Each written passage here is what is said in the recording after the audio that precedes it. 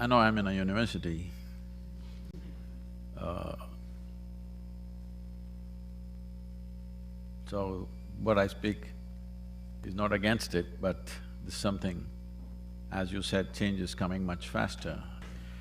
So particularly educational institutions, whether it's school or college or universities, because largely till now, education has been a way of constructing a mindset.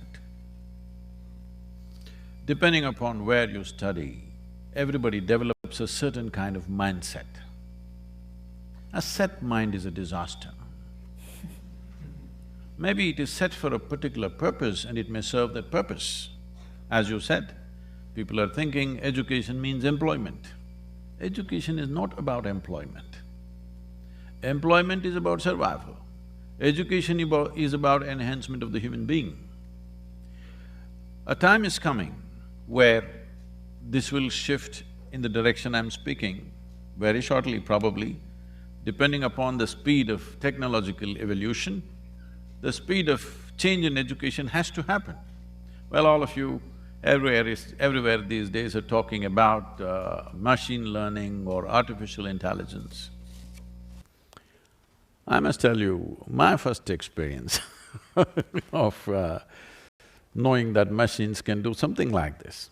I was 13 years of age. It's not like today's 13-year-old who's got already discarded three different, models of cell phone or iPad and things like that. At the age of 13, for the first time, I saw a flatbed calculator, okay? Those days, there were only two companies making it, at least they were the only two available in India, was Sony and Panasonic. Sony considered very expensive because it was 125 rupees, that means $1.9. Panasonic, you could bargain it down to 90 rupees. So everybody bought Panasonic. So somebody brought this to school and they just did tuk tuk tuk tuk into tuk tuk tuk tuk tuk. I said, immediately my first thought was, why the hell are they torturing me in the math class? Here there's a solution. And immediately my mind went into, why don't they have a machine like this for science and physics and chemistry and history and all the nonsense that they're torturing me with every day? After nearly 50 years or more, now that dream is becoming real. In the next 10 years, children can see there is a machine which knows more history, more physics, more chemistry than your professors and teachers. This is a great time because till now, in the name of education, we've been deceiving ourselves and everybody that memory is intelligence. This is not just in the university, it's gone in the name of religion, it's gone in the name of scholarship, it's gone in the name of various things. Essentially, all this means is, somebody got to read a book a few years ahead of you and suddenly he is a superhuman being. This will die soon and I'm very glad, because now human intelligence will become valuable.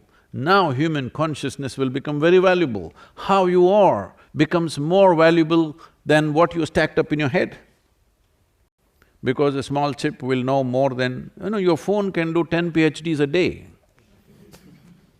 Yes, because that much can be stored. So we are mistaking memory to be knowing or intelligence. So time is coming where human intelligence will be of greatest significance, not memory. So education has to transform itself in this direction.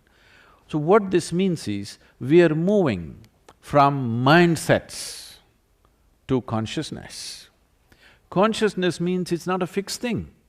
It is not just flexible, it has no shape and form. That's where human beings need to go. Educational institutions should take that step first, because for probably last 300 years, we've been busy manufacturing mindsets. For example, because we're talking about India here, I think in India, still largely the education was designed by Her Majesty's service, more East India Company, I would say. This education was designed in such a way where the cornerstone of education is obedience, not intelligence. I want you to get this straight. Obedience is the cornerstone of education process. If obedience is the cornerstone of education, this is a recipe for slavery. This is the trick of an occupying force. But we're still continuing that form of education for variety of reasons, whatever reasons. So, the change is compulsory. Change is not an option. Those who don't change will fall on the wayside. Will we allow change to happen in a haphazard way, torturing people, leaving a lot of people out of it? Or will we do it in a planned, focused way and we execute change? Will we execute change by design or by default? This is a big question in front of us. I hope as a generation of people we have the sense to execute change by design, not by default.